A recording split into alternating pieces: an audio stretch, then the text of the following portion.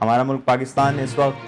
Fifth generation وار سے گزر رہا ہے۔ ناظرین، ہمارے ملک کے زر مبادلہ جو ذخائر ہیں ان میں بھی کمی آتی ہوئی نظر آ رہی ہے۔ عمران خان صاحب نے کال دی ہوئی ہے لوگوں کو کہ اسلام آباد پہنچیں، آخری مئی کے آخری ہفتے کی کال ہے کہ اسلام آباد سارے لوگوں کو پہنچیں، انہوں نے کہا ہے کہ میں 20 لاکھ سے زیادہ لوگ اکٹھے کروں گا۔ بھٹو صاحب کی جب حکومت تھی تب بھی لوگوں کا یہی کہنا تھا کہ اتنی گرمی میں کوئی باہر نہیں نکلے گا، لیکن عوام کا جو سمندر نکلا تھا وہ تاریخ گواہ ہے کہ کچھ نہ کچھ ہونے والا ہے 20 مئی کے بعد۔ السلام علیکم ناظرین، خلیج نیوز اسامہ اقبال میں آپ سب کو خوش آمدید۔ ناظرین، پاکستان میں جس طرح گرمی کی شدت بڑھتی جا رہی ہے وہیں پہ سیاسی ٹیمپریچر جو ہے وہ بھی بڑھتا جا رہا ہے، اور اس دونوں میں کمی آنے کا کوئی امکان نظر نہیں آ رہا۔ ہمارا ملک پاکستان اس وقت ففتھ جنریشن وار سے گزر رہا ہے، اور یہ جو ففتھ جنریشن وار ہے یہ ملک کی سالمیت کو بھی نقصان پہنچا رہی ہے۔ اس کے ساتھ ساتھ جو باقی جو دشمن عناصر ہیں ہمارے ملک کے، جو کہ دشمن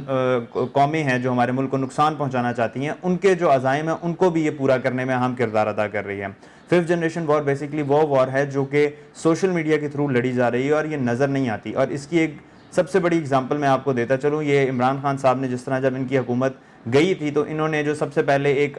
پرعزم ہو کے ایک چیز بتائی تھی اور ایک فخری انداز میں بتایا تھا کہ ہماری ایک ٹویٹ پہ جو ہے وہ اتنے زیادہ ری ٹویٹس ہو چکے ہیں، یا ہمارا جو ایک ہیش ٹیگ ہے وہ اتنے بلینز میں جا چکا ہے۔ تو اس پہ ایک جنگ شروع ہو گئی تھی کہ جو ہماری موجودہ حکومت ہے انہوں نے بھی ان کے اسی بیانیے کو غلط ثابت کرنے کے لیے ان پہ تحقیق شروع کی اس کی، اور پھر یہ بتایا کہ یہ فیک ہیں، اور یہ مطلب یہ ایک ففتھ جنریشن وار انہوں نے سٹارٹ کر دی تھی۔ اور اس میں ہوا کیا تھا کہ جو مین مدعا تھا، جو لوگوں کے قوم کے مسائل تھے وہ پیچھے رہ گئے تھے، اور ان کی آپس میں یہ وار شروع ہو گئی تھی، اور ایک ان کی جو مین مدعا تھا اس سے نظر ہٹا دی گئی تھی۔ تو بیسیکلی یہ ففتھ جنریشن وار اس وقت ملک میں چل رہی ہے،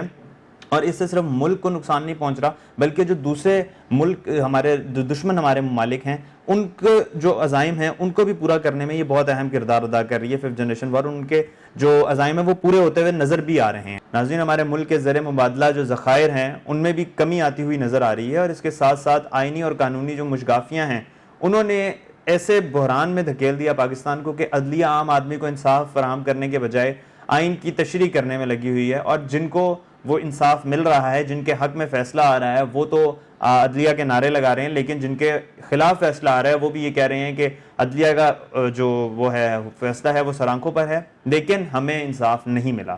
تو ہمارا ملک ایک اس ٹائم ففتھ جنریشن وار سے گزر رہا ہے جس پر قابو پانا ہمارے لیے بہت ضروری ہے۔ اس کے ساتھ ساتھ اگر ہم بات کریں D G I S P R کی، تو انہوں نے کل ایک بیان میں یہ کہا ہے کہ پہلے بھی کہہ چکے ہیں کہ فوج کو سیاست میں مت گھسیٹا جائے، اور ان کی یہ بات ابھی تک سیاستدان جو ہیں وہ نہیں سمجھ رہے، اور بار بار ہمارے جو ملک کا ایک اسٹرانگ ادارہ ہے جس پر ہمارا ملک کی بنیاد کھڑی ہوئی ہے اس کے بارے میں بیانات سیاستدانوں کی طرف سے آنا یہ ایک بہت ہی غلط بات ہے، جس کی وجہ سے ہمارا ملک جو ہے وہ مزید بحران میں ڈھکیلتا جا رہا ہے، اور وہ جو پاک فوج کی عادت جنہوں نے ملک سنبھالنا ہے وہ چھوڑ کر ان کے جو بیانات ہیں ان کے جواب دینے کے لیے بار بار آ رہے ہیں، اور وہ ایک جو ان کا مائنڈ ہے وہ دوسری طرف انگیج ہوتا جا رہا ہے۔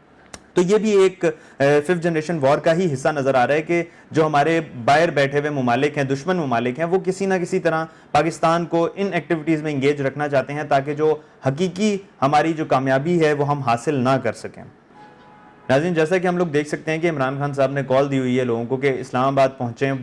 آخری مئی کے آخری ہفتے کی کال ہے کہ اسلام آباد سارے لوگ پہنچیں، انہوں نے کہا ہے کہ میں 20 لاکھ سے زیادہ لوگ اکٹھے کروں گا، یہ ان کا دعویٰ ہے۔ لیکن وہیں پہ کچھ تجزیہ کار یہ بھی کہتے ہوئے نظر آ رہے ہیں کہ اتنی گرمی کے باوجود لوگ باہر نہیں نکلیں گے۔ تو اگر ہم ماضی میں دیکھیں تو بھٹو صاحب کی جب حکومت تھی تب بھی لوگوں کا یہی کہنا تھا کہ اتنی گرمی میں کوئی باہر نہیں نکلے گا، لیکن عوام کا جو سمندر نکلا تھا وہ تاریخ گواہ ہے کہ کس طرح سے لوگ جوگ در جوگ اپنے گھروں سے نکلے تھے گرمی کی فکر کیے بغیر۔ اسی وجہ سے بھٹو صاحب کی حکومت کو بالآخر انہوں نے ختم کر دیا تھا 1977 میں۔ تو یہ ایک ہمارے لیے تاریخ میں ایک واقعہ موجود ہے کہ عوام جب جاگتی ہے تو وہ گرمی سردی ان کے لیے معنی نہیں رکھتی۔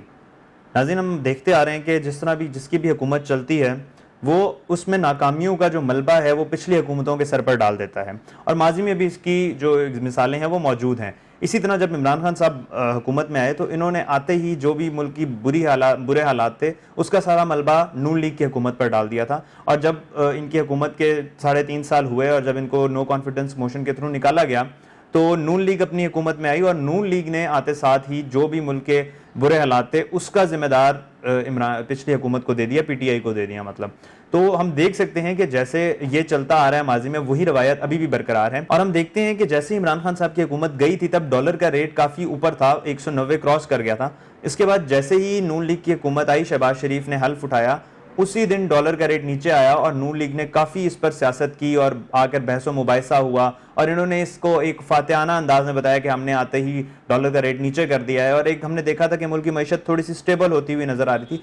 लेकिन हफ्ते बाद ही जो मुल्क का सूरत हाल थी वो वापस ख़राब होना शुरू हो गई और चीज़ों का रेट उसी तरह बढ़ना शुरू हो गया। आटा, तेल, चीनी, घी, इसके साथ साथ बिजली की कीमतें बढ़ गईं और अब हालात ये हैं कि डॉलर का रेट 193 रुपये पे पहुंच चुका है। तो मुल्क की जो मईशत है वो काफ़ी बुरी हालत में आ चुकी है और इस पर अभी हम देख रहे हैं कि नून लीग की तरफ से किसी किस्म का कोई बयानिया नहीं आ रहा और वो यही कह रहे हैं, सिर्फ एक ही बात कह रहे हैं कि इसका जिम्मेदार इमरान खान है, इमरान खान की हुकूमत ही ये हाल करके गई है। लेकिन अगर हम देखें तो आलमी मंडी में महंगाई हुई है। जब ये इमरान खान साहब हुकूमत में थे तब भी यही कहा जाता था कि आलमी मंडी में महंगाई हो रही है, और अब जब नून लीग आए हैं तब भी आलमी मंडी में महंगाई है। लेकिन ये दोनों मसाइल का हल करने के बजाय एक दूसरे पर सियासी पॉइंट स्कोरिंग करते हुए नजर आ रहे हैं।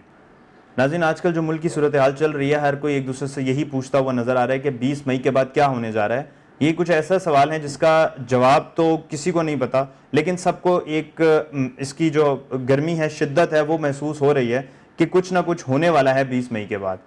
नाज़रीन, इस सवाल का जवाब ना पाकिस्तान में किसी के पास है, ना ही बाहर किसी के पास है, और सुना यह जा रहा था कि लंदन में इस हवाले से कुछ अहम फैसला आएगा, लेकिन अभी तक कोई फैसला नहीं आया। जहां पाकिस्तानी सियासत की तपिश जो है वो पाकिस्तान में महसूस हो रही है, वहीं पर जो पूरी दुनिया है वो भी इस तपिश को महसूस कर सकती है। खलीज न्यूज़ के साथ उसामा इकबाल को दीजिए इजाज़त। अल्लाह हाफ़िज़।